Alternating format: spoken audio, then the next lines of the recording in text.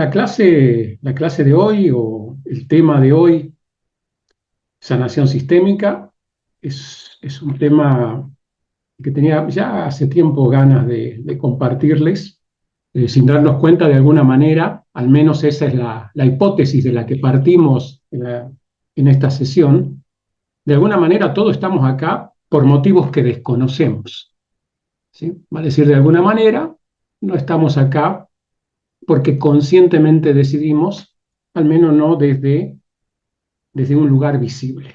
Hoy quiero hablarles de la sanación sistémica desde el enfoque de la PNL. Ya saben que lo sistémico tiene enfoques, diferentes vertientes terapéuticas, incluso desde la terapia sistémica, desde las constelaciones familiares y otras.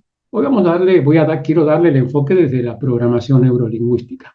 Bien, que por supuesto, al ser una herramienta y no ser una disciplina, ser un conjunto de herramientas, puede ser utilizada desde distintos enfoques. Y quiero hablarles de códigos. Los códigos tienen mucho que ver con la programación neurolingüística porque de hecho la programación neurolingüística es la codificación de modelos de excelencia, modelos de comunicación, modelos terapéuticos, modelos de enseñanza, modelos, ¿sí? Donde hay un modelo de excelencia, la PNL toma códigos y los transfiere a través de un proceso que se llama modelado. Pero hoy no vamos a hablar de otros códigos. Hoy vamos a hablar no de los códigos obvios, vamos a hablar de códigos invisibles, que es sobre los que trabaja también la PNL. Sabe que la PNL toma la codificación invisible, para decir la codificación que no es explícita. Por ejemplo, un terapeuta que hace su trabajo con excelencia, lo hace, pero no sabe cómo lo hace, simplemente sabe que lo hace. Un artista que tiene una performance un enfoque creativo por encima de lo normal, pinta sus cuadros, crea sus obras de arte o lo que sea, pero no tiene un código, para decir un proceso para hacerlo, simplemente lo hace. Codificar eso es todo un arte y es toda una ciencia. Hoy vamos a hablar, porque esos códigos, luego de ser códigos implícitos, se convierten en códigos explícitos. Hoy vamos a hablar de los códigos implícitos. Y al final voy a contarles de los códigos explícitos, de cómo podemos abordar esto, pero esto es otro tema. Por lo tanto, hoy no vamos a hablar de lo obvio, vamos a hablar de lo invisible, de eso que dirige tu vida sin que lo sepas. ¿Y qué es un código? Cuando decimos código, no hablamos de algo misterioso, de algo metafísico. Hablamos de una estructura que es emocional, que es mental y también es conductual, heredada de un sistema familiar. Bien, la PNL sostiene también que nuestros comportamientos, nuestras creencias, nuestros valores, nuestros programas mentales, los hemos ido tomando de nuestro sistema familiar, que no son propios. Hay muy poquitas cosas que son propias y que vienen ya como codificadas desde lo conductual. Por ejemplo, el llanto. ¿Ven? Desde pequeñito venimos con el llanto. De hecho, es una de las primeras cosas que hacemos, ¿verdad? Naturalmente, llorar. Pero luego ya empiezan a aparecer codificaciones heredadas. Por ejemplo, la risa. ¿Sabían que la risa no viene en nuestro paquete conductual original, natural? Es un proceso de modelado y uno de los primeros procesos de modelado que hacemos, ¿sí? El bebé simplemente ve, abre sus ojitos y ve a los mayores que están haciendo ahí morisqueta. ¡Ay, qué bonito el bebé! ¡Hola, bebé! ¡Ay, qué bonito! ¡Ay, qué lindo! Y el bebé modela, como una estrategia adaptativa, modela esos micro movimientos musculares, ¿sí? Porque enseguida también, a través de una estrategia adaptativa, vale decir, una estrategia de supervivencia, ¿sí? Entiende inconscientemente que ese comportamiento le permite estar apegado a quienes necesita como referentes para sobrevivir. ¿Bien? Entonces comienza a repetir esa codificación. Entonces, un código es una manera de interpretar la realidad que fue instalada antes de que tuvieras elección.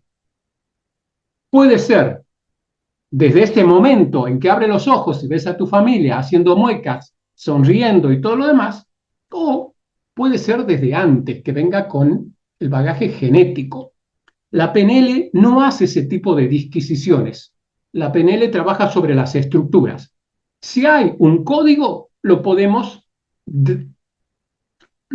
transformar. No interesa si fue modelado en el momento del nacimiento, si fue modelado durante la gestación o si fue modelado antes, transgeneracionalmente o genéticamente, como le quieran llamar. La PNL no hace ese tipo de disquisiciones teóricas, sino que trabaja, ¿sí?, sobre los patrones repetitivos que hemos ido codificando. ¿Bien?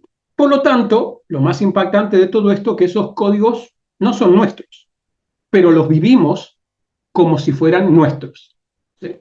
No sé si les ha pasado, pero a mí me ha pasado, ¿no? Cuando el avión se comienza a sacudir mucho, ¿no? Empezamos así, los que tenemos cierta formación judeo-cristiana, hacemos la señal de la cruz este, en manera automática. Si hubiésemos nacido en otra cultura, en otro país, probablemente no haríamos eso, ¿verdad? Porque tienen otro tipo de religión. Y hoy les voy a hablar de 5 códigos, ¿sí? Tenemos muchos códigos, de hecho somos puros códigos, ¿sí? Carl Jung decía, nacemos originales y morimos copia, ¿bien? Porque justamente, ¿sí?, son muy poquitos los códigos que son propios, la mayoría nos los han prestado. Pero vamos a hablar de 5 códigos que durante ya muchos años de experiencia haciendo PNL, hipnosis y procesos sistémicos, no voy a decir que he identificado, porque en realidad se ha identificado, hay muchas personas que han trabajado sobre esto, pero sí puedo decir que para esta presentación de alguna manera hice un trabajo de identificar 5 de los cuales a mí me parecen que son los que de alguna manera más aparecen o tienen más marketing, no lo sé, pero bueno, así se los quiero presentar. De manera que si sientes que por ahí tu vida no avanza, aunque quieres conscientemente, ¿sí?, ir hacia un determinado lugar, ya sea mejorar una relación, tener cierto trabajo o mejorar el trabajo que haces, o conseguir algo material o generar un proyecto, y aunque lo deseas y haces todo el esfuerzo, sientes que no avanzas o que no avanzas al ritmo que quisieras, si notas y que eso es repetitivo, o que aparecen en tu historia de vida vínculos dolorosos todo el tiempo, o te sientes atrapado o atrapada en emociones que no comprendes, depresiones, ansiedades, fobias, o sientes culpa cuando empiezas a mejorar. Ahí hablamos de los saboteos, y los saboteos tienen que ver con estos 5 códigos. Quiero hacer, para quienes de pronto no están tan familiarizados con esta temática, una muy breve introducción a lo que significa sistémico. Sistémico no es algo que tenga que ver con lo místico, ¿sí? Tiene que ver, es algo profundamente humano. Es entender que lo que te pasa, lo que nos pasa en realidad, no nació con nosotros. ¿Sí? Que los bloqueos, incluso los síntomas y esos vínculos difíciles, muchas veces tienen raíces en heridas no resueltas dentro de tu familia. Bien. Y esto ocurre lo mismo en organizaciones, ocurre lo mismo en vecindades, ocurre lo mismo en todo sistema. Vale decir que un poco el principio sería que no repetimos comportamientos, vínculos, etcétera, por destino, sino por lealtad. ¿Sí? Ahora, ya me voy a detener luego cuando hablemos de un código específico, qué es lo que entiende la PNL por lealtad, ¿no? Porque dicho así, la lealtad de que soy fiel a determinadas cosas como digo, tiene buen marketing, ser leal, ¿no?, a determinadas cosas. No digo que esté mal, pero acá tiene otra connotación. Sistémico, o sea, un abordaje sistémico es dejar de ver al individuo como algo aislado y empezar a mirar el mapa emocional del que forma parte. Cuando, cuando con Elisa trabajamos con niños, por ejemplo, los papás acercan para hacer algún proceso terapéutico, lo primero que les decimos a los papás es que el abordaje tiene que ser sistémico. Y de hecho, debemos empezar por papá y mamá. Y ahí pues comienza a complicarse el proceso. ¿Sí? Porque hay una tendencia natural a ponerse por fuera. Decir, esta es una cuestión, es como que el niño fuese un artefacto y lo traen y dicen, bueno, me lo arregla por favor, y cuando esté arreglado, me lo devuelve, ¿no? Que es un poco lo que se refleja en otros sistemas, ¿no? El sistema educativo. Venga, edúquemelo y cuando esté educado, me lo devuelve. Y la verdad que no funciona así. ¿Y por qué es importante el abordaje sistémico? Porque cuando entiendes el sistema, lo puedes transformar. Si no lo entiendes, no lo puedes transformar.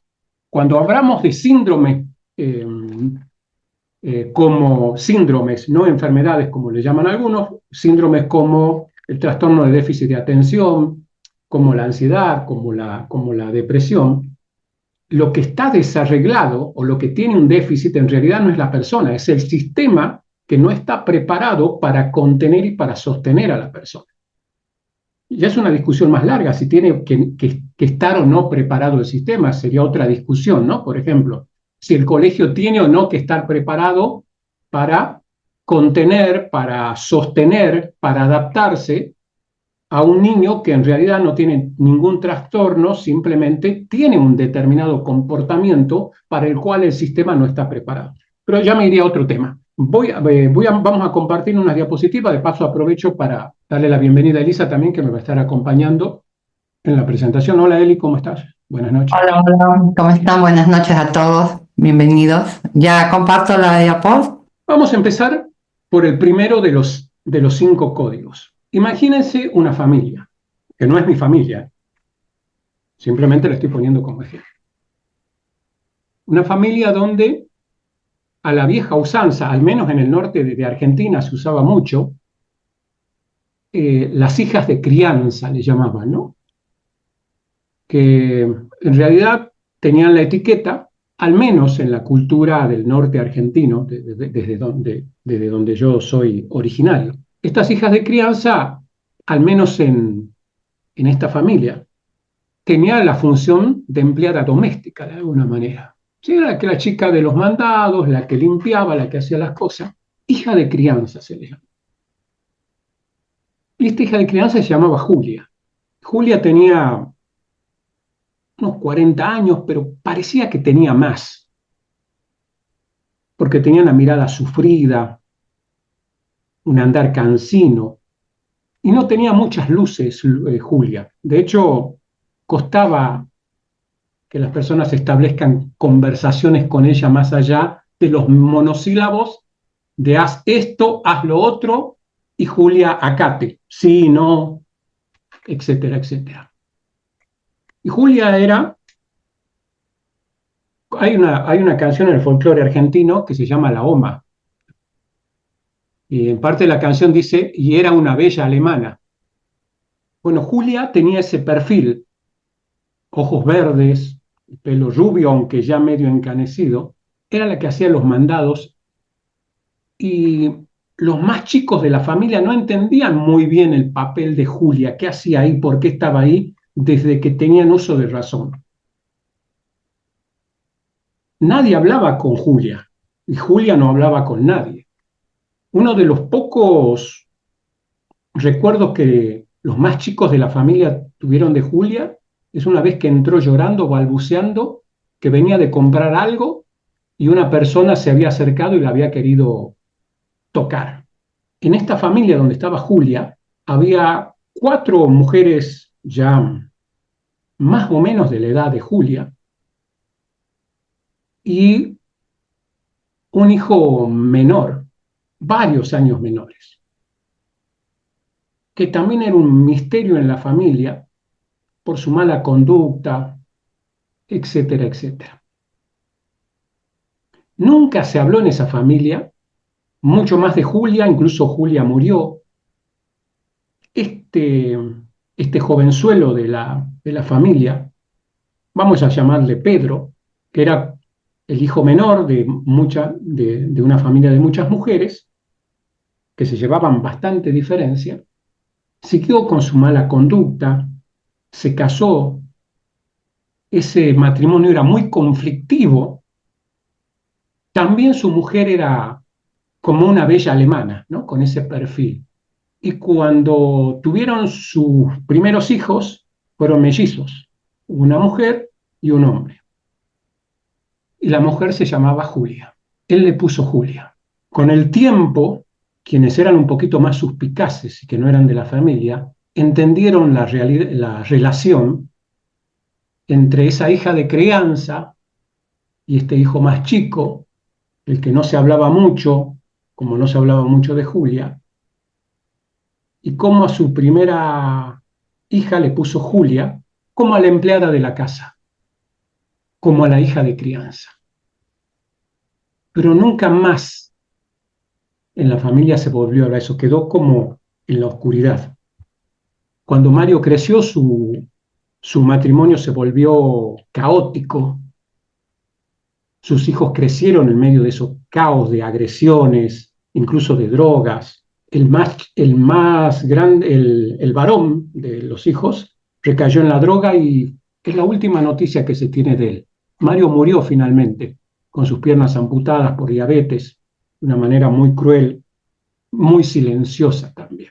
Desde la PNL decimos que el mapa no es el territorio, pero si no lo nombras, ni siquiera hay mapa. Julia, y vamos a unir un poquito, vamos a hacer hipótesis, ¿sí? Como para que se entienda, no de chusmas, ¿sí? Sino para que se entienda. Podemos ir tejiendo que en ese territorio la hija de crianza, en realidad, era la mamá de, de Mario, y que el padre era el hermano, entre comillas, varón, que faltaba en el sistema, que no vivía en el sistema, vivía fuera, excluido, esprateado, no sabemos. Va a decir que esa hija de crianza era la mamá de Mario, de Pedro. Y Mario, que era el hermano mayor, que vivía expatriado, no vivía en el sistema familiar, era el padre de Mario, criado como si fuese su hermano menor. Pero estas son hipótesis porque nunca se dijo, nunca se nombró nada de eso. El silencio familiar, desde el enfoque de la programación neurolingüística, que es cómo nos programamos neurológicamente, va a decir cómo responde nuestro sistema nervioso en automático a una programación lingüística, ¿sí? A lo que decimos o no decimos, a lo que decimos con la palabra o con el cuerpo, porque el silencio que había en esa familia no era solo un silencio lingüístico, era un silencio hasta somático. Había lentitud, había grandes silencios, había parálisis. Porque no puede haber movimiento en lo que no se nombra, en lo que no se dice. Entonces, desde la PNL, el silencio familiar se entiende como una alteración en nuestros canales de representación interna.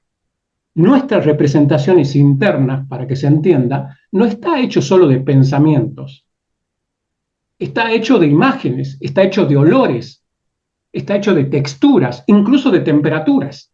Esa representación interna, si no la nombramos, como alguien que nació en una ciudad donde siempre hace calor, ¿cómo esa persona puede representarse el frío? Y si no se representa el frío, ¿cómo puede cambiar el calor? No tiene cómo. En un sistema donde no se nombra lo que pasó, no lo podemos cambiar. Y ese fue el destino del que no pudo salir Pedro, el hijo de Julia. Que inconscientemente ya lo veremos, estaba repitiendo ese proceso silencioso de su madre. ¿Qué hacemos? ¿Cuál es el enfoque de la programación neurolingüística en esto? Hay muchos, pero hay una herramienta maravillosa que es el metamodelo del lenguaje, que es una herramienta de coaching. Para que se entienda, el coaching es un proceso conversacional donde a través de preguntas el coach ayuda a la persona a encontrar opciones que no está viendo. Y hay indagaciones que se le llama indagar hacia arriba, donde buscamos la ambigüedad, o sea, el para qué, la intención con que la persona hace algo. Por ejemplo, podemos hacer un ejercicio si alguien me... De paso, ya ves que veo a Gilma que está con la mano levantada. Dejamos de compartir un segundo, Eli, por favor. Vamos a hacer una dinámica para que se entienda. Yo quiero ir a lo práctico y no quedarme tanto en lo conceptual, en lo teórico. ¿Sí? Voy contigo, Gilma, y te habilito el micro. Sí, tú dijiste que Pedro estaba repitiendo el silencio de la mamá, de Julia, pero es Sí, que la conducta de él estaba hablando. O sea, él no lo decía con su boca, sino con la conducta. exacto, exacto. Porque cuando hablamos de sistema nervioso, hablamos del cuerpo. Cuando hablamos de sistema nervioso, estamos hablando del cuerpo. Por eso decimos, estoy nervioso, ¿no? Estoy nervioso. ¿Qué es estar nervioso? No es un concepto, es algo que pasa en el cuerpo. ¿Sí? Entonces, cuando tengo un comportamiento, es mi sistema nervioso. Antes del comportamiento, mi sistema nervioso ha generado una serie de procesos eléctricos, bioquímicos, que generan eso. Por eso cuando tenemos un comportamiento, hay, desde la programación neurolingüística, podemos indagar hacia arriba, preguntando por la intención, o hacia abajo. Por ejemplo, si una persona dice, tengo miedo, ¿qué sería indagar hacia abajo? ¿Miedo a qué específicamente? ¿Cómo tienes miedo? ¿Cuándo tienes miedo? ¿En qué circunstancias tienes miedo? Cuando empezamos a preguntar, ¿sí? se comienza a armar el mapa. Cuando un niño se despierta llorando a la noche porque tiene pesadillas, lo primero que solemos hacerlo, no pasa nada, ¿sí? Tranquilo, era una pesadilla, pero nadie le indaga al niño, ¿sí? ¿Qué le da miedo de la pesadilla? ¿Cómo es la pesadilla? ¿De qué manera se da esa pesadilla? No, esa es la indagación específica, porque de ahí podemos tejer un hilito, ¿sí? Para saber, por lo menos para permitirle nombrar lo que le está pasando. Hay un trabajo maravilloso del doctor Gabor Maté sobre el trauma, que dice que el trauma no es el evento. El trauma es cómo vivimos ese evento de ahí en adelante, si lo vivimos en soledad, si lo vivimos acompañado, si lo vivimos contenidos, si lo pudimos nombrar. Creo que es uno de en los libros del doctor Gabor Maté, por ahí no es específicamente él, pero bueno, el caso es real, está documentado, de una niña que de pronto era una gran familia y como suele ocurrir en Latinoamérica, vamos a la casa del tío, vamos a la casa de la tía y nos juntamos todos, ¿sí? Los tíos, los primos, todos se juntan y la casa, ¿sí? Es invadida y todos están por todas partes. Y ella estaba jugando con sus primas en una habitación. Y uno de los tíos la comienza a tocar indebidamente. Y ella se da cuenta que algo pasaba, pero le da miedo, le da miedo. Y en este momento abre la puerta su mamá. Y su primera reacción es de alivio. Dice, llegó mamá. Y mamá mira y cierra la puerta. Ese mismo evento, ¿sí? Si el sistema hubiese actuado de otra manera, hubiese tenido otro significado. Lo hubiese podido nombrar. ¿Cómo nombra un niño eso? ¿Cómo nombra una niña eso? ¿Qué nombre le pone a eso? No puede ponerle nombre porque no existe en su vocabulario eso. Y al no ponerle nombre, es lo que dice Gilma, va a ir apareciendo en su cuerpo. El cuerpo va a empezar a nombrar lo que la niña no puede nombrar, no sabe nombrar. A través de la indagación podemos hacer otro tipo de indagación que es muy interesante, porque si bien es lingüística, tiene que ver, estamos indagando al cuerpo. Cuando le podemos preguntar a alguien que dice, tengo miedo, y esta es una pregunta que en procesos terapéuticos bien aceitados y bien hechos es muy poderosa. ¿Para qué tienes miedo? Porque cuando no podemos resolver desde el mismo nivel que se genera algo, resolver. O sea, no podemos resolver no tengo miedo, el miedo diciéndole no tengas miedo, sé valiente, que es lo que normalmente le decimos al niño. Ok, ¿para qué tienes miedo? ¿Cuál es la intención de tu miedo? ¿Qué te hace sentir tener miedo? ¿Para qué tienes miedo? Y normalmente el niño, el miedo es una reacción corporal que tenemos cuando hay algo que nos está amenazando. Y si sabemos indagar, vamos a descubrir que detrás del miedo tal vez lo que está buscando es protección, tal vez está buscando seguridad, tal vez está buscando paz. Y es el cuerpo. ¿Vieron que cuando nos hace frío temblamos? No temblamos porque decimos frío, temblamos porque el cuerpo tiene una respuesta automática al entorno. Está muy frío y temblamos para entrar en calor. El miedo es igual, tiene una intención el miedo. La rabia, la tristeza, todo tiene una intención. Si no descubrimos esa intención, se va a seguir repitiendo de otra manera. ¿Qué es lo que normalmente hacemos? Que dice, los hombres no lloran. ¿Cómo vas a tener miedo? Nos quedamos en esa estructura de superficie sin indagar hacia arriba qué es lo que verdaderamente está pasando. Y yo creo que, y papá y mamá saben indagar con la mirada a sus hijos. Un padre y una madre presente sabe cuando el niño tiene miedo, cuando está inseguro, puede darse cuenta cuando, por ejemplo, el niño va a saludar a un adulto X de la familia o cercano y el niño siente miedo. Papá y mamá pueden verlo, salvo que sea algo que a ellos tampoco les enseñaron a nombrar o les enseñaron a ocultar, porque ahí está ese código de silencio. Eso no se dice, eso no se habla. Y aprendieron de esa manera. Es muy fácil etiquetarlos, qué malos padres, qué desatendidos, cómo le va a hacer eso a su hija. Acá donde llegamos a este valor, la lealtad. Desde el enfoque de la PNL, la lealtad no es nada. Como el amor no es nada, la paz no es nada, la armonía no es nada. ¿Por qué? Porque lealtad tiene un significado propio para cada persona. Lo que para algunos es lealtad, para otros puede ser inmovilidad. ¿Sí? Cuando yo me quedo quieto en un lugar, puedo decir que soy leal al lugar. Y en realidad no estoy siendo leal, me estoy quedando quieto. Cuando yo me quedo en un mismo trabajo, en una misma relación, ¿sí? En realidad no estoy siendo leal, me estoy quedando inmóvil. Avancemos, Eric, dale un clic para que vamos a lo que está escrito ahí. Yo podría decir que lealtad también puede ser ceguera. Puede ser todo lo otro que uno entienda por lealtad, ¿verdad?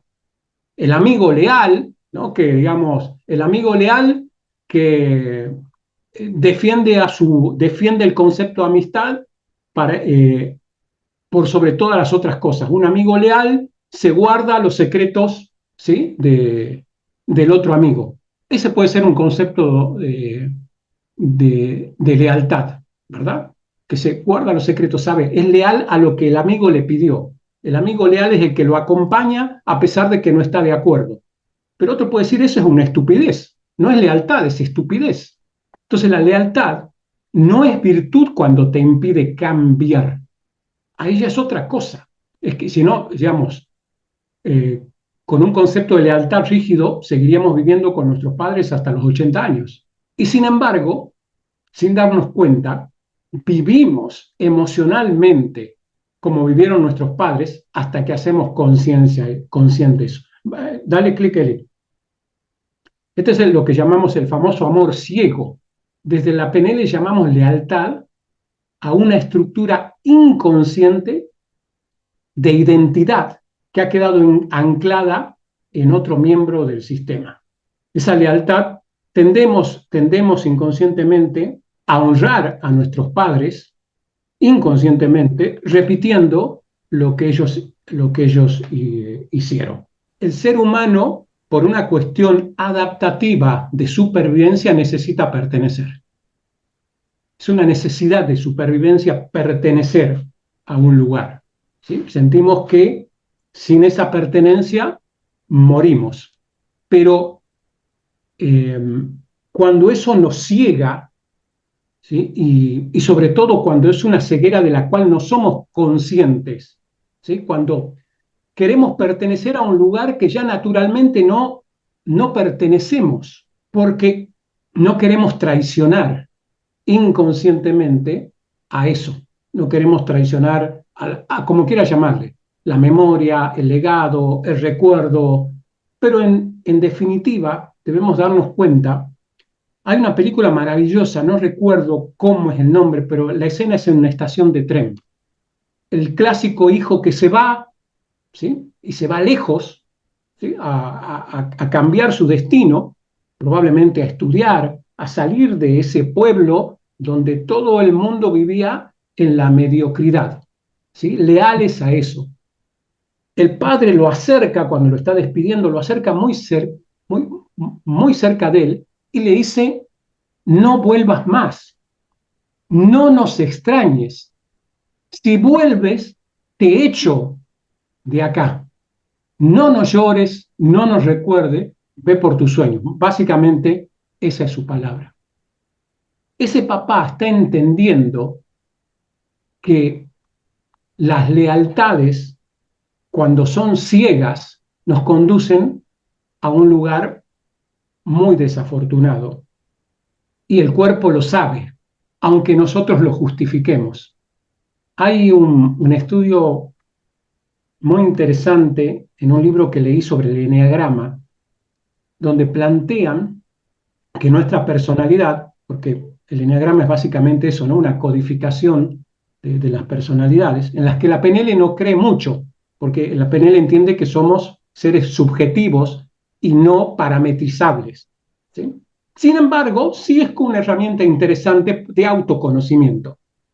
Y plantean en este libro que la personalidad es el resultado de dos funciones: de nuestras heridas de la infancia y de la justificación que le damos al comportamiento derivado. O sea, esas heridas nos generan un comportamiento que Luis Borbó, en su libro Las 5 heridas que te impiden ser uno mismo, las 5 heridas del alma, ella plantea que a raíz de esas heridas generamos máscaras. Esas máscaras son nuestra personalidad, ¿sí? Por ejemplo, el que de niño sufrió la herida del rechazo, repito, no creo mucho en estas categorizaciones, ¿no? Porque no cree en ello la PNL, por eso es el estudio de la estructura de la experiencia subjetiva. ¿Bien? Pero sí es muy interesante para darnos cuenta de ciertas maneras. Lo que plantea es que la persona que ha sido rechazada vive con tanto miedo a volver a ser rechazado, ¿sí? Que tiende a huir, ¿sí? Es un comportamiento huidizo, evasivo, ¿sí? Suele ser infiel inconscientemente porque prefiere ser descubierto en una infidelidad, ¿sí? Y ser echado a ser rechazado, ¿sí? Vale decir, es menos doloroso para mí que me descubran en una infidelidad y se termine ahí, a que en algún momento me digan: no te quiero más, vete de acá. ¿Sí? Hay un video muy gracioso por internet que se hizo viral con un audio que dice, no me echaron, yo me fui. No sé si lo han visto por ahí, ¿sí? Es que muestran al hermanito mayor que saca al hermanito menor, que tienen mucha diferencia, lo saca de su pieza, de su cuarto de adolescente, lo manda para afuera y le ponen la voz en off que dice: no me fui, no me echaron, yo me fui. ¿Bien? Bueno, un poco ese es el concepto. ¿Sí? Es un proceso inconsciente. De hecho, en una sesión terapéutica, un cliente me dice: yo con el tiempo me di cuenta que distraídamente dejaba mi celular. Él era un infiel compulsivo. distraídamente dejaba mi celular para que me vean los mensajes. O sea, era un comportamiento inconsciente que era como que su inconsciente decía, prefiero que me descubran y que, listo, se termine tanto porque no estoy preparado para que el día de mañana me rechacen o me abandonen. ¿Se entiende? Entonces, prefiero ese conflicto. ¿Qué plantea la PNL acá? Hay muchas, pero podemos hablar de cambio de historia personal, que es como reescribir mi historia personal. Por ejemplo, esta niña que fue abusada o tocada por su tío y que su mamá no hizo nada, ¿sí? Puede, como para la mente inconsciente, no hay una distinción entre pasado, presente y futuro, sino que vive en un continuo presente, ¿sí? En un estado propicio, ¿sí? Preferentemente de mi experiencia en cierto trance hipnótico, se puede reescribir esa historia de otra manera, ¿sí? Y la mente inconsciente lo toma como que se reescribió. Esa persona conscientemente puede pensar lo que quiera, ¿sí? Que no sirve de nada, que es una tontera hacer esto, pero su inconsciente, ¿sí? Reescribe esa historia. Y otra herramienta muy interesante es el cambio de posiciones perceptivas. Poder percibir la misma situación, pero no como la percibió el niño o la niña, sino como la percibe el adulto hoy. Estaba viendo unos cortes, para que se entienda esto, de una serie que creo que está en Disney, porque no la vi los cortes, de un futbolista argentino que se llama Sergio Agüero, ¿sí? Que sacó ahora su película en Disney, ¿sí? Y hay una parte muy interesante donde lo entrevistan sobre eso, y una parte impactante de la película es que su papá solamente le dice que él realmente fue un crack jugando al fútbol. De hecho, creo que es el único argentino que tiene una estatua en Inglaterra, siendo que son enemigos geopolíticos y bélicos. Tiene una estatua en Manchester porque fue un ícono de ese club en Inglaterra.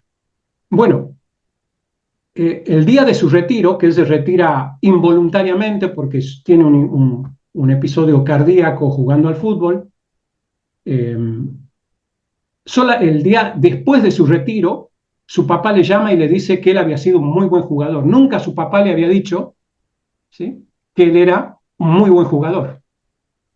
Y le pregunta, y el periodista con poco tino le pregunta, ¿y alguna vez, con una presuposición, ¿no? Dice, ¿alguna vez, y ya perdonaste a tu papá? Y él no le toma la presuposición y dice, no hay nada que perdonar. Ahora yo entiendo lo que mi papá quería hacer, ¿sí? Él quería que yo me enfoque, que dé lo mejor, y si él me halagaba, me alababa, me decía que ya estaba todo bien, yo de pronto no iba a rendir lo mismo. Yo, por querer satisfacer a mi papá y por escuchar esa palabra, cada vez me esforcé más. Y así logré lo que logré. Hoy puedo entender desde qué lugar lo hacía. Y él tuvo una infancia donde, como la de muchos futbolistas, de mucha carencia, y muchos de sus amigos terminaron muertos o presos por delincuentes, ¿no? Y él, cuando le preguntan, ¿y qué te generaba ver cuando tus amigos hacían eso? Y él dice que hoy yo no lo puedo juzgar porque entiendo que, así como yo encontré en el fútbol una herramienta, esa era la herramienta que ellos encontraron. Hacían lo mejor que podían con lo que tenían. Entonces, ese cambio de perspectiva, de ver, no ver la realidad asociado y en ese contexto donde se originó, sino verla con perspectiva en el tiempo y desde otra, pues, como un observador, y observar todo el sistema, entender que un niño que crece en una villa, como le llamamos en Argentina a los barrios carenciados, ¿sí?, si sus amigos delinquen, ¿sí?, lo más probable es que ellos también delincan como una herramienta de supervivencia. ¿Sí? Y podemos entender ese tipo de situación y entender que de pronto, gracias a la rigidez de su papá, él no llevó el mismo camino que sus amigos. Entonces, la rigidez de su papá tenía un sentido en ese contexto. Vamos con el tercer código. Ya vimos el código del silencio, la lealtad inconsciente, y vamos con el mandato del sacrificio. Si tu modelo de amor implica tu extinción, no es amor, es una programación defectuosa. En Argentina, no sé si en otros lugares, pero se suele decir, cuando vemos algo que nos gusta, no sé, mi mascota, mi sobrino, o lo que sea, vemos algo y decimos, muero de amor. Una de las creencias más limitantes y más conflictivas y más poderosas negativamente para la PNL son lo que llamamos equivalencias complejas. La equivalencia compleja es cuando decimos esto es igual a esto. Por ejemplo, amor es sacrificio. Me sacrifiqué por amor. O cuando en una familia aparece un hijo con determinadas condiciones físicas o psíquicas que lo hacen diferente y que requiere atención permanente, atención terapéutica, atención física, atención de todo tipo, y si la mamá no tiene los medios, tiene que hacerlo ella. Y si esa mamá suele decir, ese hijo es mi cruz, entonces está generando una equivalencia compleja entre el amor y el sacrificio.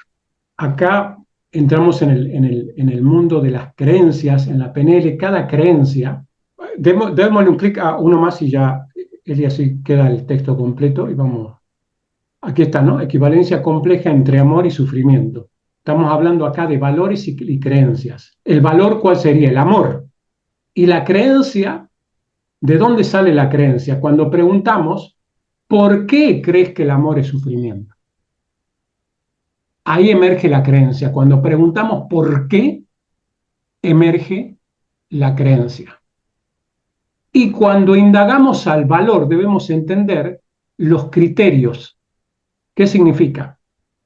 Para todos, amor suena algo muy lindo, ¿verdad? Hasta telenovelesco, algo disfrutable.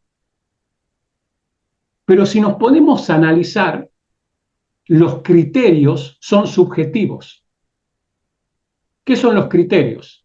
¿Sí? Son las justificaciones de por qué eso es así. Son los criterios con los que yo sostengo ese valor. Creo que si yo pregunto acá, ok, ¿crees que la familia es importante? Y seguramente todos me dirán que sí, ¿verdad? O la mayoría me dirá que sí. Ahora, ¿por qué la familia es importante? A ver, si me escriben ahí para hacer un ejercicio práctico. ¿Por qué la familia es importante? Escríbanme en el chat. Es un soporte emocional, bien, porque es el núcleo de una sociedad.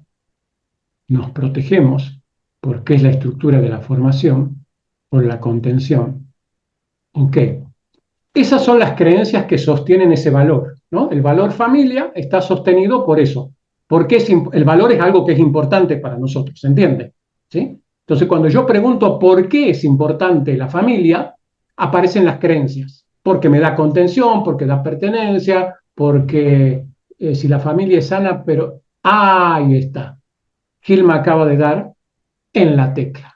Cuando yo pregunto si la familia es importante por esto, por esto, por esto, ok, pero si yo pregunto, ¿qué pasa si la familia no es sana, no es funcional? Entonces estamos hablando cuáles son los criterios para que la familia sea importante. Y eso es diferente para todos. ¿Cuál es el criterio para que la familia sea importante? Por ejemplo, en mi familia paterna, mis abuelos decidieron, ¿sí?, que la hija menor no iba a casarse, no iba a tener novio porque tenía que quedarse a cuidar a sus padres cuando estos sean mayores. ¿Sí? O sea, decretaron. Ese era el criterio, mejor dicho, ese era el concepto de familia para mis abuelos. En una familia, para que la familia sea familia, alguien tenía que sacrificarse. Alguien tenía que sacrificar su voluntad en función del clan y quedarse a ser la cuidadora sin que ella lo haya elegido. Si infringía esa ley, era excluida. Esos criterios de familia son muy subjetivos. En otras culturas, las familias, digamos, el núcleo familiar o con quién te vas a casar lo deciden los padres. E incluso hacen que se casen con la mujer muy joven, niñas, se casan con mayores. ¿Sí? Y en esa cultura tiene todo el sentido, porque son estrategias afrontativas. El clan decidió que la niña tenía que casarse con alguien que tuviese una buena condición para la supervivencia del clan. De hecho, en el campo en Argentina, se calla, no se sabe, pero existe el intercambio en épocas de crisis de una hija, o sea, entre amigos, ¿no? Un granjero acá, otro granjero acá, yo tengo una hija en edad de formar familia, pero pasamos por una mala situación y te la cambio por 5 caballos, por 4 carruajes, por tantas toneladas de no sé qué, y ese intercambio en ese contexto está bien visto. Y la hija, si le preguntan, dice, lo hice por amor. Ahora, ¿qué pasa? ¿Cómo aborda la PNL esto? ¿Sí? Los valores son importantes, pero más importante es cómo alineamos, o sea, cómo priorizamos esos valores.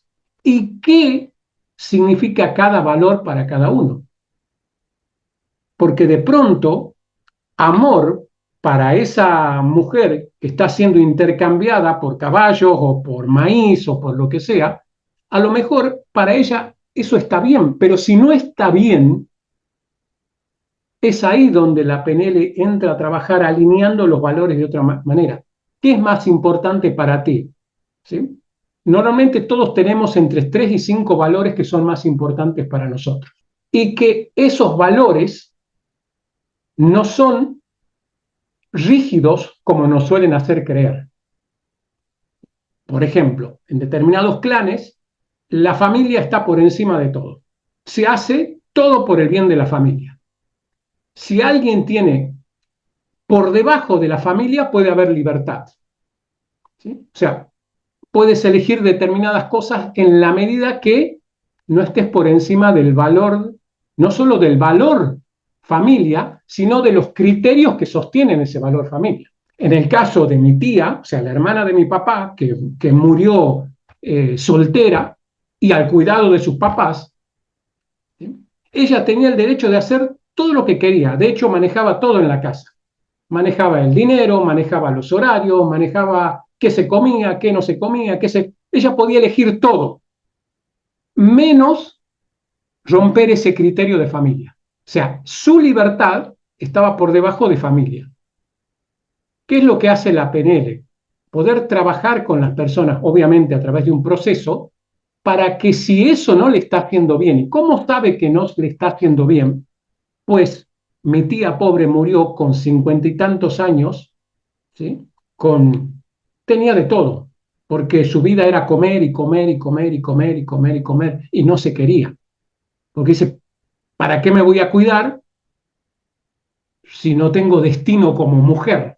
Entonces, obviamente, hay que hacer un trabajo donde alinear, cosa que no es fácil, y poner el valor libertad o autocuidado o amor propio por encima del de familia. Y eso es un proceso arduo, porque los valores no los elegimos. Los valores son los valores del clan. ¿Sí? De hecho, hay familias que si nos vamos a otras culturas, el valor libertad no existe. Simplemente las cosas se hacen así. Hay culturas donde el Estado dice cuántos hijos tienes que tener, con quién te tienes que casar y con quién no, dependiendo de una segmentación socioeconómica o racial. Estas equivalencias se pueden romper. Es doloroso, es un proceso, estos valores se pueden realinear. Es doloroso, claro, es incómodo, claro, pero se puede lograr. Esa es la manera de salir de ahí, trabajando sobre nuestra jerarquía de valores. Todos tenemos una jerarquía de valores, es como una pirámide. Bien. Para mí, uno de mis valores más importantes es la libertad. Está ahí arriba. Pero yo, entendiendo que eso no es rígido, puedo negociarlo. O sea, puedo negociarlo en determinados contextos. Por ejemplo, necesariamente, si elegiste vivir en pareja, ¿sí? En algún momento ese valor libertad debe ceder paso a otro valor. ¿Sí? Armonía, convivencia, lo que sea, intimidad, debe ceder paso, Si yo los mantengo rígida esa pirámide, no la muevo nunca, pues ahí es donde viene el desastre, y esa rigidez neurológica se transfiere a una rigidez que aparece en el cuerpo, porque no estoy cómodo, no estoy haciendo un proceso natural y ecológico. ¿Bien? ¿Me van siguiendo hasta acá? O sea, todo lo que yo no decodifico, ¿sí?, en algún momento va a quedar en el cuerpo, en algún momento va a aparecer ahí. Es como toda herida que yo no abro, curo, limpio, no va a sanar. Antes de sanar debo curarla, porque si no, no va a curar. Va a quedar una cicatriz, pero va a estar sana. En algún momento la cicatriz caerá, ¿sí? Pero si yo solamente la vendo, que es lo que desde la mirada de Liz Borbó hacen las personalidades, es una venda, ¿sí? Yo la vendo, ¿sí? Acá estoy, ¿sí? Soy el fuerte, el impetuoso, esa es mi máscara, mi venda con la que herir la herida. Me muestro así porque tengo mucho miedo de ser herido, mucho miedo de ser abandonado, mucho miedo de ser humillado. Entonces me muestro de una manera, ¿sí? Y me justifico y lo explico. El mundo es para los fuertes. Acá, si no te defiendes, te pasan por encima. Toda la justificación lingüística que simplemente, como dice en el estudio del eneagrama, es la justificación que justifico mi personalidad, pero mi personalidad no la elegí, es la máscara, la venda que me puse a esa herida. Entonces, ¿qué tengo que cambiar? El origen ¿cuál es? La herida. Si no sano la herida, pues siempre voy a estar cambiando de venda, ¿sí? Voy a estar cambiando de justificación, pero no he ido al origen. ¿Y cómo se sana una herida? Bueno, al final les voy a mostrar un proceso, al menos el proceso que yo sigo y que luego les voy a explicar cómo se puede aprender. El rol prestado. Yo les conté esto en el libro de Marta Salvat, El árbol transgeneracional, habla muchísimo Marta sobre este tema. Por ejemplo, para ilustrar un poco, ya saben que la PNL no trabaja sobre los contenidos, sino sobre las estructuras, y no creen este tipo de generalizaciones, pero dice Marta que, por ejemplo, si en una familia hay un aborto, ¿sí?, ya sea conocido o no conocido, porque a veces, ¿sí?, puede no conocerse porque fue en una edad muy temprana y no se dieron cuenta, quien precede o quien sigue, o sea, el segundo hermano, de alguna manera inconscientemente en el sistema cumple el rol inconscientemente de ese ser, ¿sí? Lo mismo con el niño que muere tempranamente, y qué es lo que pasó en mi familia, también por mi rama paterna. Mi papá, esto ya lo he contado más de una vez, nace por prescripción médica. ¿Por qué? Porque en su familia, ¿sí?, mueren dos hermanos de mi papá, justamente los dos varones de la familia, después eran todas mujeres, ¿sí? Los dos varones de la familia mueren tempranamente. Y afecta muchísimo a mis abuelos, el segundo, porque el primero muere al nacer, prácticamente a horas de nacer muere. Y el otro muere ya a los 10 años, lo cual es una tragedia para la familia. Mis abuelos entran en depresión y el médico de familia que les dice, tengan otro hijo. Bien. Bueno, mi papá cumple el rol prestado. Mi papá, yo recuerdo, tenía 30 años y en una reunión familiar, mi papá hablaba de un viaje a Corrientes, que es una ciudad al noreste de Argentina, ¿sí?, para que se ubique. Y mi papá hablaba que había ido a tal lugar, que había hecho esto, y se acerca a mi tía, la que yo les contaba, la que había quedado condenada a cuidar a los abuelos, y me dice como cómplice conmigo, como sonriéndose, como si fuese una broma, y me dice, tu papá nunca estuvo en Corrientes. El que estuvo en Corrientes fue Chachito. Chachito era el hermano que él reemplazó por prescripción médica. Mi papá tenía 30 años, ya tenía hijos grandes, o sea, no, éramos chicos, pero ya era un hombre adulto, y él seguía todavía creyendo y describiendo una realidad que no era la de él, era la realidad que había vivido su hermano. Es la identidad que le asignaron, tal vez inconscientemente. Ahí se quiebra la identidad de una persona, que es lo que somos, nuestra esencia. Dámosle clic, Eli, para... Este código es cuando vives una vida que no es tuya. Y muchas veces, acá entran también las posiciones perceptuales o perceptivas, en realidad sería lo correcto en programación neurolingüística. Cuando hablamos, la primera posición es cuando yo siento, ¿no? Cuando yo siento, veo o escucho desde mi lugar, ¿sí? Estoy asociado a la experiencia. ¿Bien? Y la segunda posición es cuando yo también estoy asociado a la experiencia, veo, escucho y siento, pero como si fuese el otro. Muchas veces, ¿sí? Por ejemplo, una mamá vive su vida a través de sus hijos. Volviendo al documental de este jugador, el papá era futbolista, pero era futbolista de las villas, jugaban partidos de fútbol por dinero. Y él se ve que jugaba para ese nivel, jugaba bien, y con eso sostenía a su familia y haciendo trabajos eventuales. Y su hijo, pues, repite el patrón, pero de alguna manera, ¿sí? Eh, asume el papel del papá de sostener a toda la familia, de sostener a todo el clan, pero fíjense, él es un muchacho muy interesante para seguir su psicología, ¿sí? Él dice, yo agradezco y entiendo todo lo que mi papá hizo por mí hasta que yo me hice mayor. Cuando él se hizo mayor, ¿qué hizo? Le dijo, papá, a partir de ahora, mi dinero lo manejo yo, mis contratos los manejo yo, vas a cumplir tu papel de papá y yo voy a manejar mi carrera. Rompió, ¿sí? Con ese pacto implícito que hay, ¿sí? De que como yo soy tu papá, yo te hice, yo te conducí, yo ahora manejo tu vida. Él rompió con eso. Papás y mamás y a veces abuelos tendemos inconscientemente a querer gestionar la vida de otros y decir, es la carrera que te conviene, es la chica que te conviene, es el trabajo que te conviene, si yo fuera tú haría esto.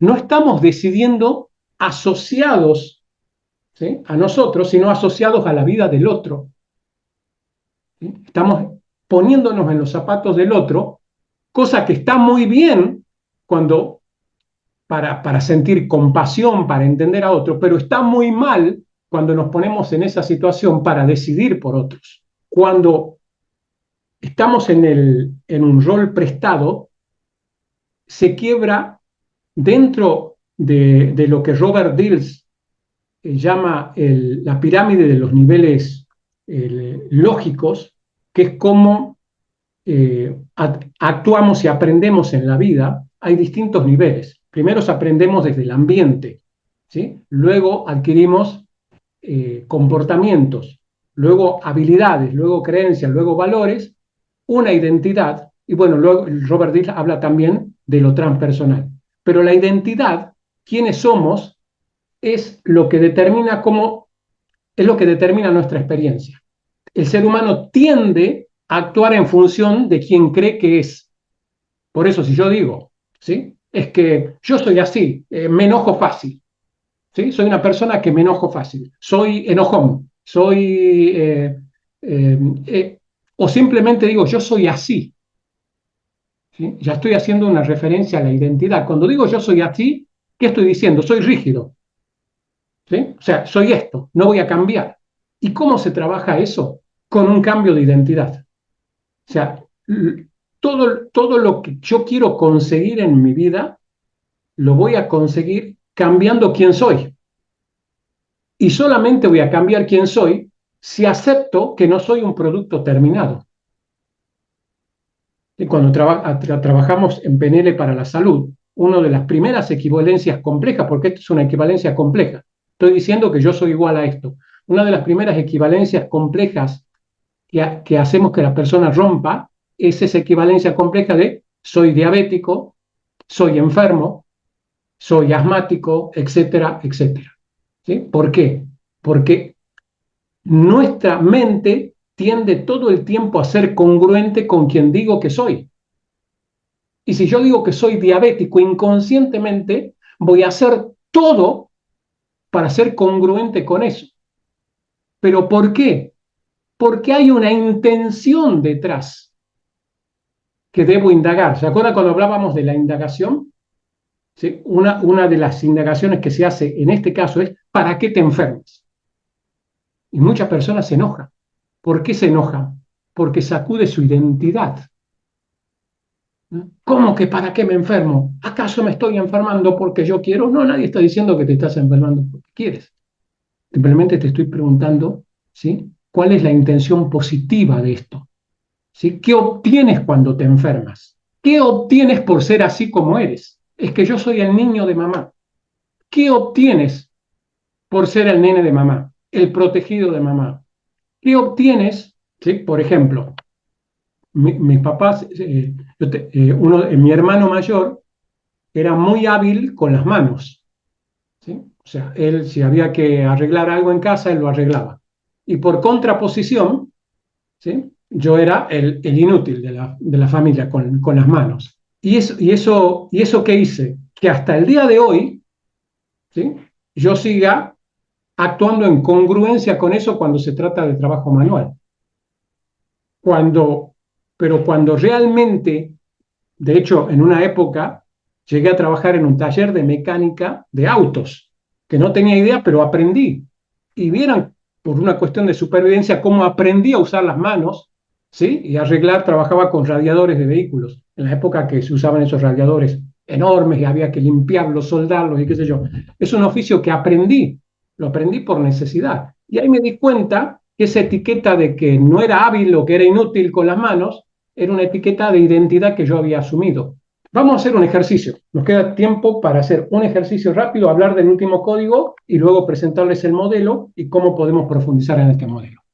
Quiero que busques una de estas etiquetas de identidad con la que no te sientas cómodo o que no te está haciendo bien.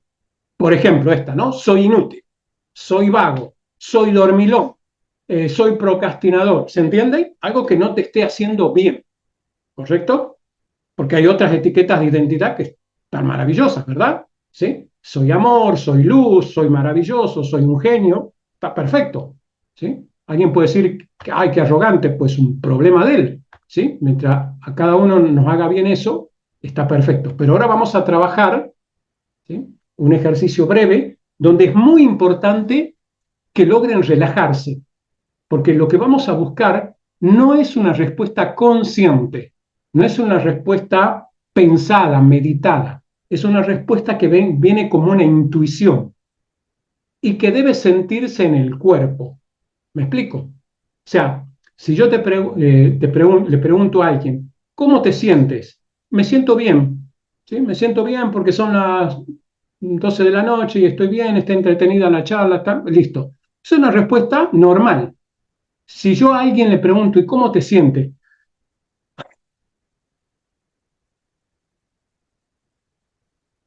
Aunque no diga cansado, estresado, vencido, se entiende, ¿verdad? Porque hay algo en el cuerpo que me está indicando eso. Bueno, esta respuesta que vamos a buscar, no la busquen desde la cabeza, búsquenla, ¿sí? Desde la corporalidad. Si viene asociada a una palabra, es natural, porque estamos acostumbrados a pensar desde ese lugar. ¿Sí? Por darles un ejemplo, ¿sí? Si yo puedo decir, ¿cómo te sientes ahora? En paz, tranquilo. No es lo mismo que decir en paz. ¿Notan la diferencia? Yo los voy a guiar a través de una serie de preguntas y luego se van a autointerrogar, ¿sí? Y va a aparecer alguna respuesta, ¿sí? Pero ¿de dónde partimos? De yo soy tal cosa. Si quieren, escríbanme ahí para yo poder guiarlo y poder validar a ver si los estoy orientando bien, si me expliqué bien en esto. Tiene que ser una etiqueta de identidad que los limite. Esto, ¿no? Soy vago, soy procrastinador, soy estructurado, etcétera, etcétera. Soy enojona, ok. Soy desordenada, ok. Bien. Procrastinadora, perfecto. Intolerante, distraído, ok. Bien. Posición, como le llamamos posición de ejercicio. ¿Qué es posición de ejercicio? Sentados espalda recta, ¿sí? Recta no significa rígida, ¿sí? Recta significa que esté derecho, ¿no? No, ¿no? O sea, espalda recta, en lo posible que tengan donde apoyarse, pies separados, ¿sí? Las manos sobre los muslos o si tienen adelante una mesa o algo, pueden apoyarlo ahí, una posición de relajación. ¿Bien? Vas a hacer 3 respiraciones profundas, todo por nariz, inhalación y exhalación profunda, y a la tercera vas a cerrar tus ojitos para entrar en un estado de relajación profundo. Eso es. Relaja tu lengua, muy importante, tu lengua relajada, el cuello relajado, la cabeza y los músculos de la cara relajados. Lleva tu atención a tu respiración. Y al hacerlo vas a notar que ese estado de relajación baja por tus hombros, tu pecho y se extiende a tus hombros, brazos y manos. Muy relajado. La relajación baja por tu pecho, tu abdomen, se relajan tus órganos internos, tus caderas. Qué bien se siente. Se relajan tus manos, tus dedos, tus brazos, muslos, tus piernas, los dedos de tus pies. Eso es. Y ahora quiero que traigas a tu mente ese yo soy que te está limitando, que te está incomodando o incluso doliendo. Ten en mente ese yo soy.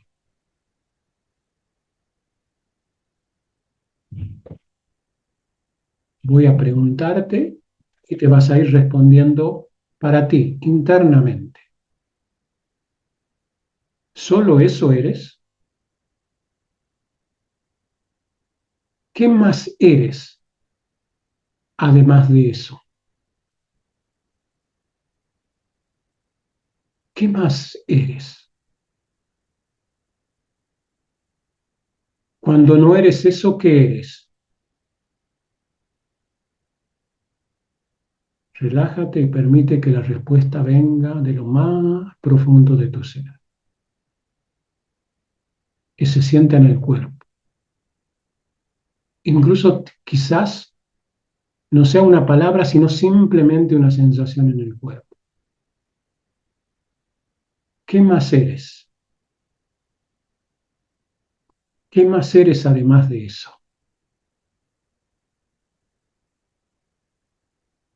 ¿Qué más eres?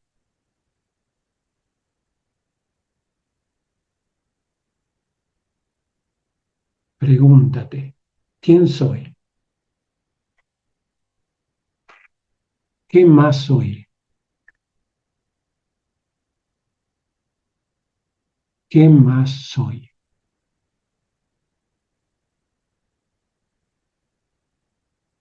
Además de eso, ¿qué más soy?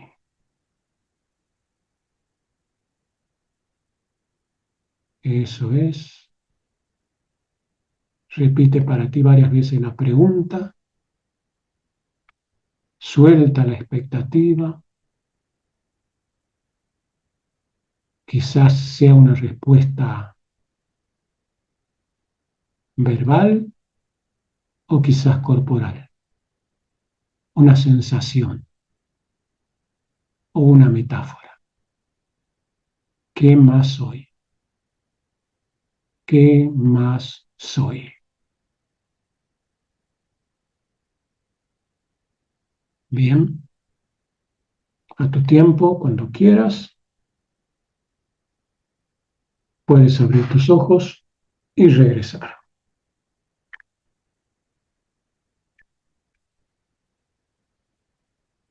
Acá no hay una sola respuesta válida. No está ni bien ni mal lo que vino. Si vino algo, genial. Si vino una sensación, genial. Si no vino nada, genial. Está todo bien, ¿sí? Es simplemente una dinámica. ¿Quién me quiere compartir? ¿Alguien que me quiera compartir cómo vivió la experiencia? ¿Sí? ¿Y qué surgió? Si quiere escribirme, ¿qué apareció? ¿Soy qué?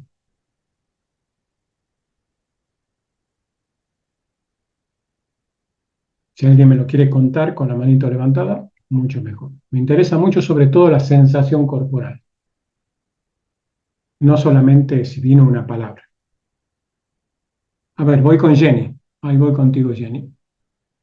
Ahí te habilité el micrófono. Cuéntame, ¿cómo estás? Buenas noches, Edgar. Gracias por este hermoso espacio. Eh, Agradecida con usted y hace mucho tiempo conecté contigo y de vuelta. Siempre decía, voy a entrar a la sesión, voy a entrar y procrastino mucho. Bien, Entonces, esa sensación que me vino es soy hipertensa, soy procrastinadora, mm, soy eh, me traiciono mucho. ¿ok? ¿Y qué apareció cuando te hiciste las preguntas de qué más eres? Eh, Eso, cuando yo me hice la pregunta, pareció, pues soy hipertensa, me fallo yo misma, soy procrastinadora. Sentí la sensación en el pie izquierdo que se me adormecía. Hasta ahorita es como si estuviera aplastado, adormecido el talón. Eso sentí en el pie izquierdo. ¿Ok? ¿Y qué más eres, Jenny? Eh, Veo algo que te tapa tu cámara, Ahí, o es, o que hay algo atrás, no, no, no. ¿Te puedes acercar un poquito más? Así te veo mejor. ahí, Ahí te veo. Dime, además de todo eso que dijiste, ¿qué más eres? soy controladora, soy Ajá. perfeccionista, soy insuficiente para mí. ¿Y qué más? Mm, ujú. Hasta ese momento, eso es lo que me vino. Ok. Y cuando eres perfeccionista, ¿qué haces? Eh, yo quiero hacer las cosas, todo quiero hacer. Y a las Ok. finales agarro una cosa, lo dejo, otra cosa lo dejo. Así estoy. Bien. ¿Y para qué quieres hacer las cosas todo el tiempo? ¿Para qué? Supuestamente para mí es acapararme o aprender algo nuevo Ujú. ¿Para qué quieres aprender algo nuevo? para compartir Ok. en mi trabajo. Bien. Y cuando compartes, ¿cómo te sientes? Me siento feliz, tranquila. Ok. Y cuando estás feliz y tranquila, ¿quién eres? Soy la mujer, soy la mujer que yo siempre sueño. Bien. Y cuando eres la mujer que siempre sueñas, ¿quién eres?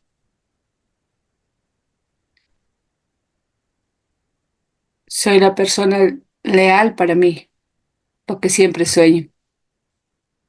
Ajá. ¿Y qué más eres cuando te sientes así? Soy auténtica, Ujú. Y cuando eres auténtica, ¿qué más eres? soy leal para mí, no, o sea, estoy cumpliendo conmigo misma. Bien. ¿Y eso cómo te hace sentir? Feliz. Bien. ¿Qué pasó con lo que sentías en el pie? Sentí esa sensación que sea el No, momento que ahora, eso que sentías en el pie, ¿está? y ya no, ya desapareció. Ok. Costó, ¿eh? Pero te diste cuántas cosas más eres. Es Sí. un ejemplo de una indagación hacia arriba. ¿Se dieron cuenta de lo que Mm, hablábamos hace un momento? sí. Ella estaba en un proceso lateral.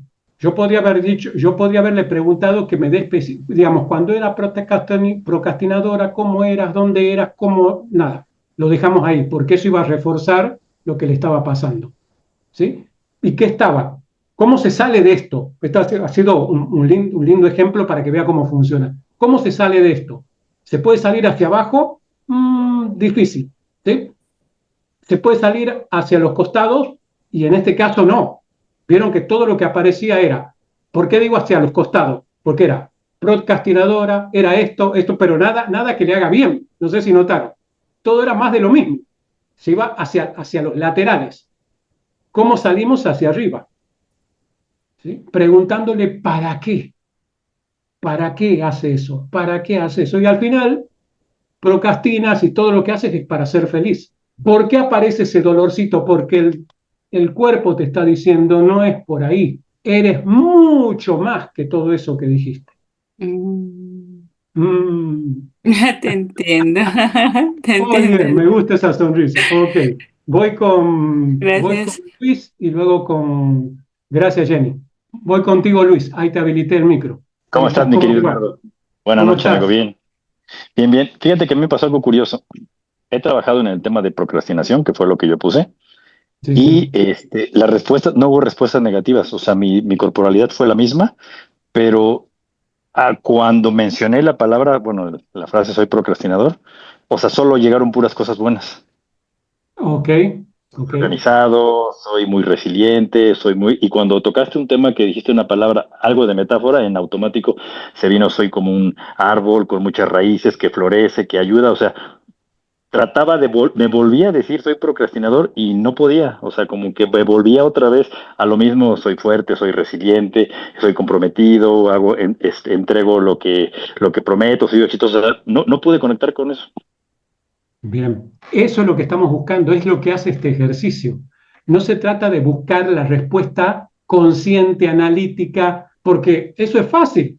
O sea, cualquiera lo puede hacer, ¿verdad? Hasta un niño puede decir, a ver, repíteme, soy bueno, soy valiente. O sea, lo importante es eso que estás sintiendo y hasta que lo noto en tu voz y en tu respiración. No sé si lo notas, Sí, ¿no? sí, sí, Como que claro. ¿sí? Algo se movió ahí, ¿sí? Haciendo esto, ¿sí? Buscando adentro nuestro donde está.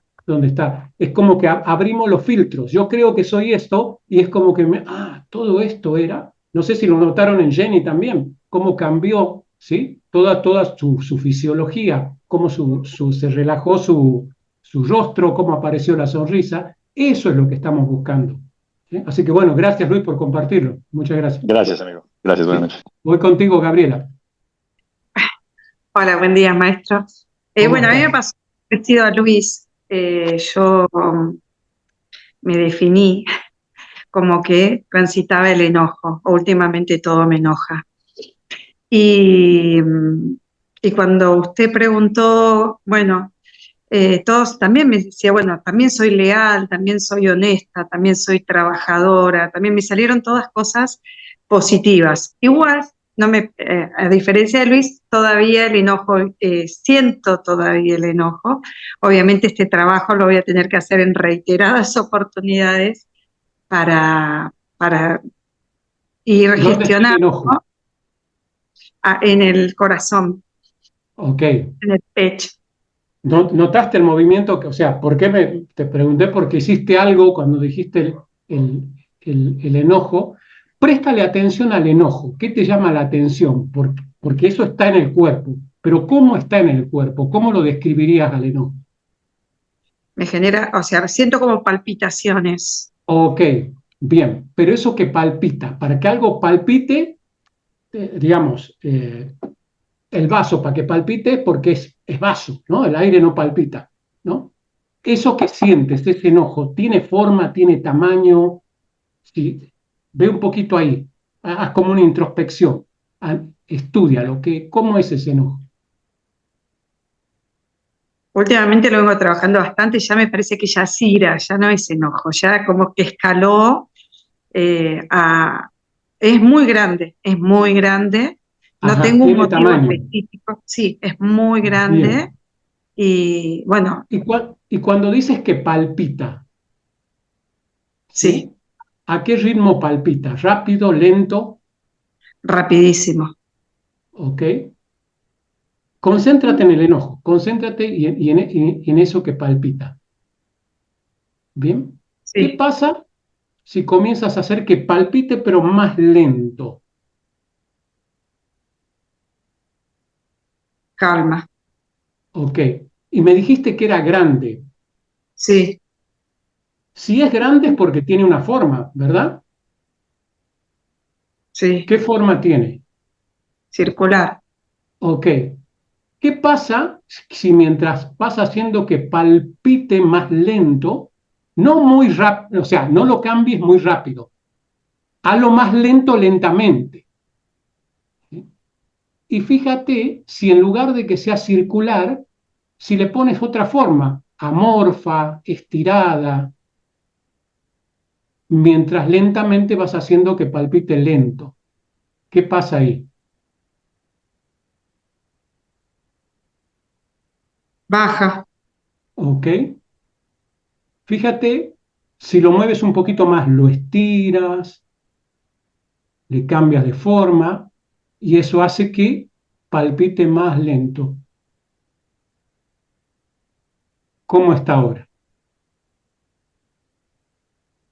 Más pequeño y fluctuante. O sea, tiene una forma como fluctuante. ¿Ok? Fíjate Sí, si, viste que hiciste un movimiento con las manos como fluctuante. sí, Fíjate si con tus manos las mueves en la forma que quieres que tenga, así como si fueses una escultora. muy bien. Ahí, Despacito. ok. Mira, hasta te estás riendo ahora, ¿qué pasó? Calmó. Se calmó. Ok. Muy bien, genial, Gabriela. Eso que acabamos de ver es la estructura subjetiva, chicos. Cuando yo les dije al principio que es PNL, es el estudio de la estructura, de la experiencia de la estructura subjetiva. ¿Bien? La experiencia tiene una estructura, esa estructura es subjetiva. La experiencia de estar enojada de Gabriela tiene una estructura. ¿Cuál era esa estructura? Bueno, que era algo de un tamaño, de una forma y que palpitaba. Si yo descubro, nombro la estructura, la puedo cambiar. ¿Me explico?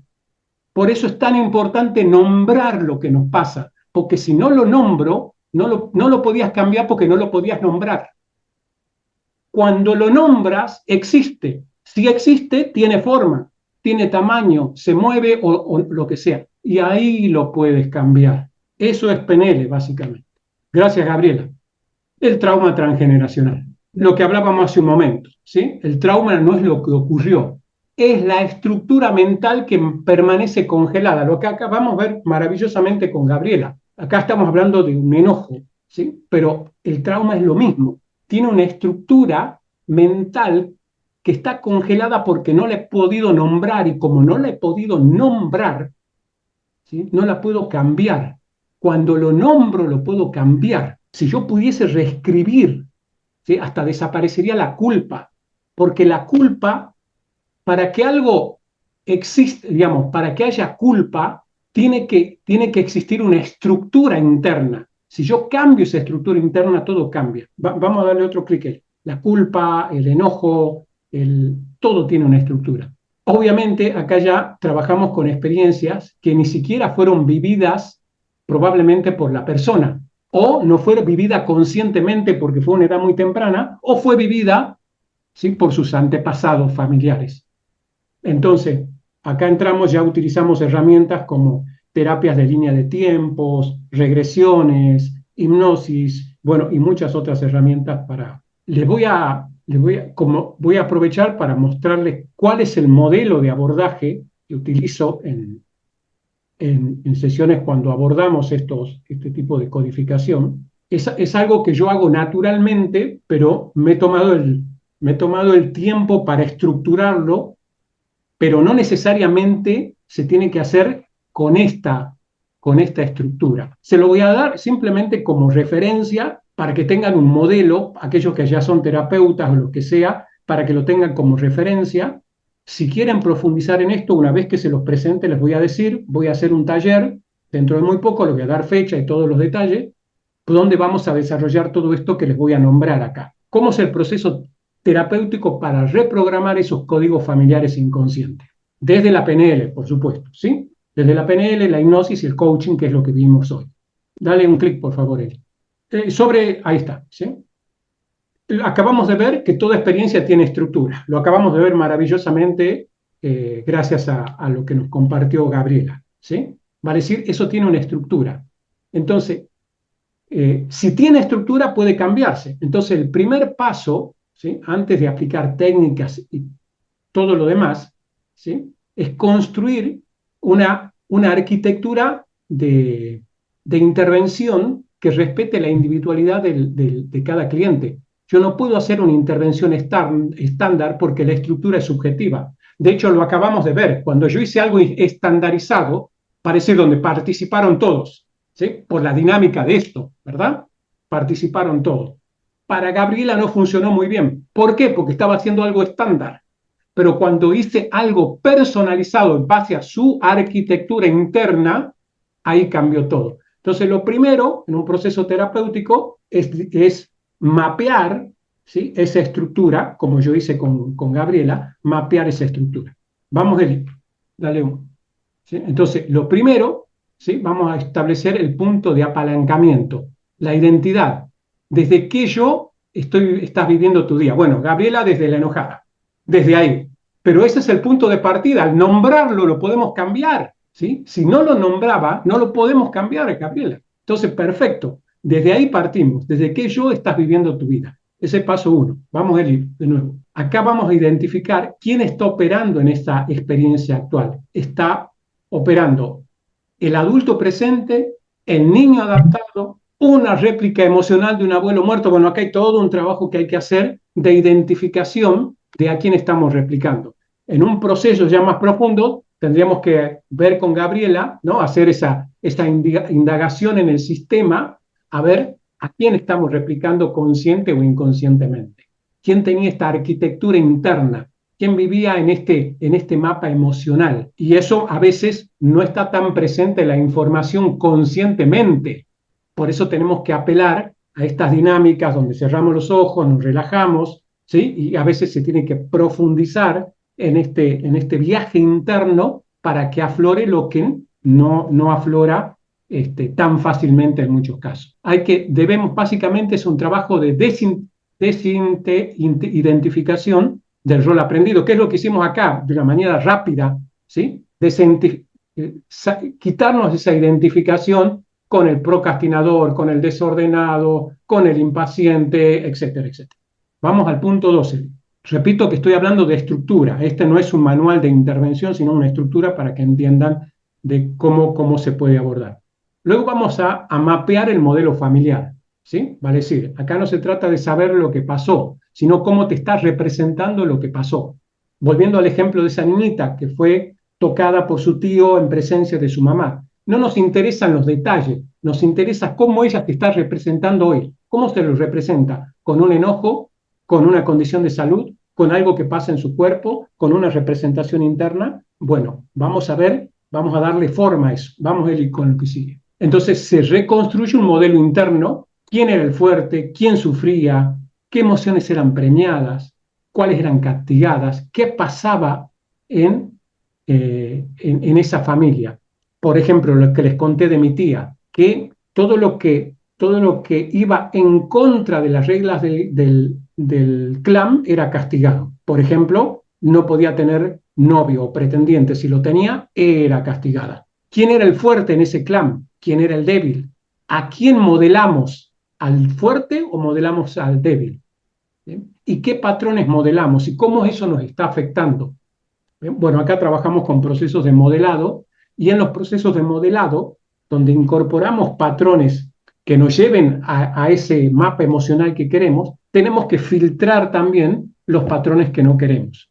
Y eso es un trabajo muy profundo que se hace a través de establecer filtros, ¿sí? Frenos inconscientes a toda la energía del sistema que no nos puede favorecer, ¿sí? Entonces ya vamos de lo individual a lo sistémico.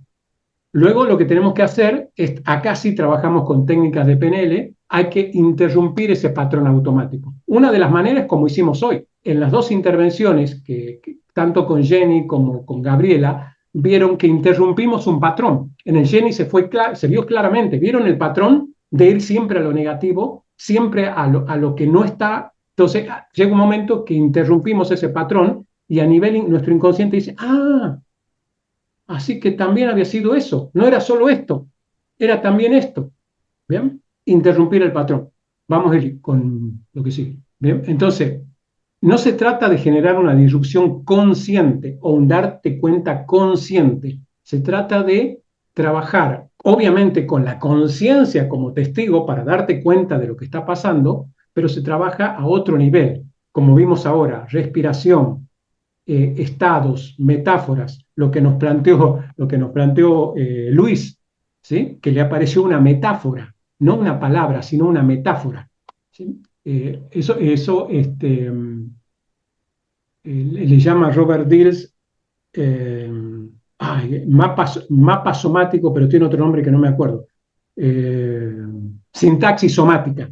Cuando lo que nos pasa es tan corporal que no lo podemos expresar en palabra, lo expresamos con metáforas. Pero ¿qué pasa? En la vida creamos metáforas como llevo todo el peso del mundo en mis hombros, como me siento Superman. Ambos son metáforas. Una nos hacen bien y otra nos hacen mal dependiendo del contexto.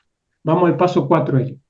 Ya fuimos de lo particular a lo sistémico, interrumpimos el patrón. Entonces ahora vamos a instalar una nueva narrativa emocional, porque ya nombramos lo innombrable, pero no basta con nombrar lo innombrable, sino que empezamos a empezar a nombrar una nueva realidad. ¿Qué es lo que queremos? ¿Cómo queremos nombrar esta nueva realidad? ¿Qué metáfora queremos crear para nuestra vida? Entonces acá se instala una nueva versión simbólica, corporal y emocional. Bueno, ahí Luis nos dio un ejemplo maravilloso, porque la metáfora que creó Luis era también corporal, ¿sí? Se notaba. Bueno, en los tres casos, tanto Gabriela como Jenny cambiaron de metáfora corporal y cambiaron de emoción. Ahí donde nos damos cuenta, no cuando digo, ya me di cuenta que mi abuelo tal cosa y mi abuela tal otra, ya me di cuenta que yo era así. Eso no sirve de mucho. Está bueno darnos cuenta, pero si no hay un cambio en nuestra versión simbólica, corporal y emocional, que muchas veces ni siquiera tiene palabras, el cambio no es profundo, ¿sí? El cambio no ocurre cuando entiendes, sino cuando lo nuevo se vuelve automático, y eso es un proceso, ¿sí? Que trabajamos con anclajes y con un montón de herramientas de PNL. Y el último paso, el 5, de este modelo, es cuando hacemos transferencia al presente y generamos anclaje. El anclaje es un estímulo que desencadena automáticamente un estado emocional. Puede ser una música, un olor o un movimiento. Entonces, ¿cómo vas a vivir ahora que ya no estás modelando a nadie? Acá ya vamos a crear nuestro propio modelo de identidad a partir del presente y vamos a, entre comillas, traicionar al sistema. Es lo que ocurre en el documental de Sergio Agüero, cuando él traiciona al sistema. Ya podemos dejar de compartir él. Luego volvemos. Cuando él traiciona al sistema, cuando le dice al papá, acá se acabaron los mandatos paternos. Cuando era chico me decías, ¿sí? Juega al fútbol, ¿sí? Haz esto, te juntas con este, no te juntas con aquel. Ahora yo soy un adulto y rompo con ese mandato paterno. Gracias, papá, te reconozco lo que hiciste lo mejor con tus herramientas, pero ahora yo soy el adulto que decide. Y decido yo manejar mi carrera, yo manejar mi dinero, y tú cumples la función para la que naciste, ser mi papá. Y yo voy a cumplir, de hecho es muy interesante porque él habla de la relación con su hijo también, como que es una historia muy curiosa, porque no sé si ustedes sabían, yo lo he nombrado más de una vez como ejemplo de heridas no sanadas sistémicas de Maradona. Bueno, este muchacho Sergio se casó con la hija de Maradona y su hijo es el nieto de Maradona. O sea, hay un juego sistémico ahí, pero que es para que ya me voy corriendo a verme el documental, porque solo vi unos flash. ¿Sí? A ver si Disney me tira un dinero por hacerle publicidad. Así que bueno, ¿qué es lo que les quería presentar, chicos? Lo que viene, voy a hacer un taller, si quieres compartir, Eli, la pantalla, quiero invitarlos a hacer un taller que tiene dos vertientes. Para los que ya son terapeutas, ya hacen coaching, ya dan consulta, es transferirles el modelo y la aplicación de este modelo. Y para los que quieren entrar en un proceso de transformación personal, aprovechen la ocasión para que hagamos todo un proceso de rediseño personal en este taller intensivo de sanación sistémica profunda. ¿Sí? ¿Qué es lo que vamos a hacer? Este proceso que yo se los acabo de describir.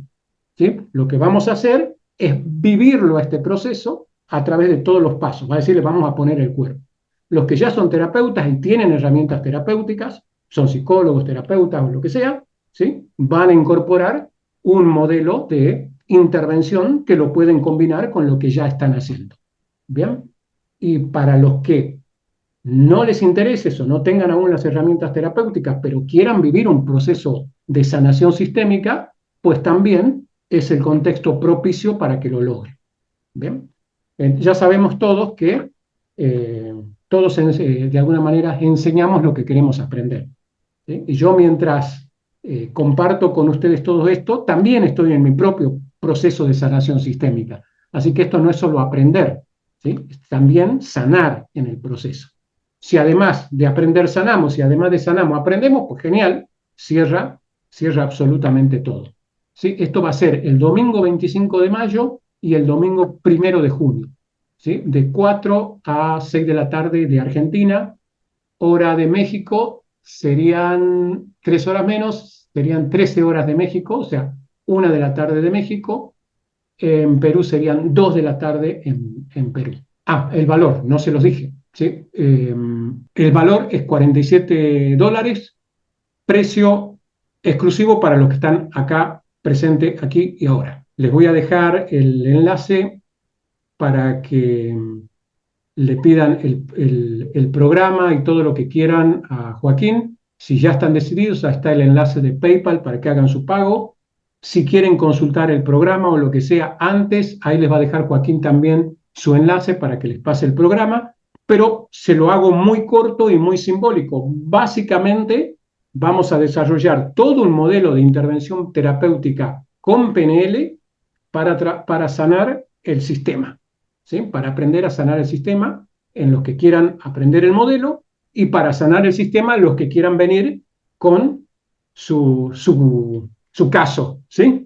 Como vimos acá, ¿no? Uno que trajo la procrastinación, otro que trajo el enojo. Bueno, cada uno traerá lo suyo.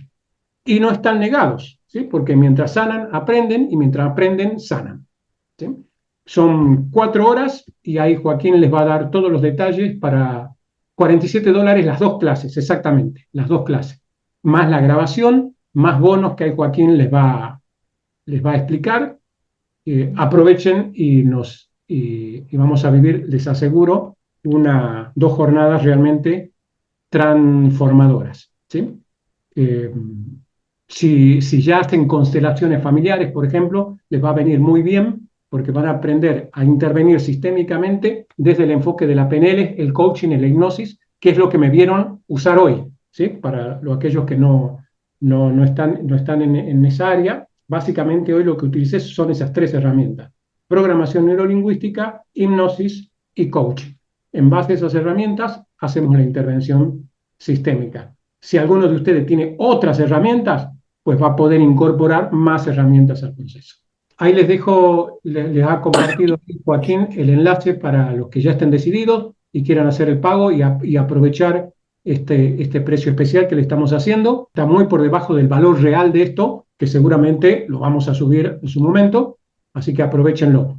Mañana les vamos a compartir en el grupo, ni bien esté lista mañana o pasado la grabación. Y los que quieran conversar con Joaquín y preguntarle más detalles, ahí les deja su enlace también a su WhatsApp. Así que bueno, dicho esto, si hay preguntas, me quedo acá, consultas o aportes, estoy acá, y si no, nos vamos despidiendo, pero me quedo acá disponible a ver si alguien quiere preguntar algo. Un abrazo grande y gracias por acompañarme.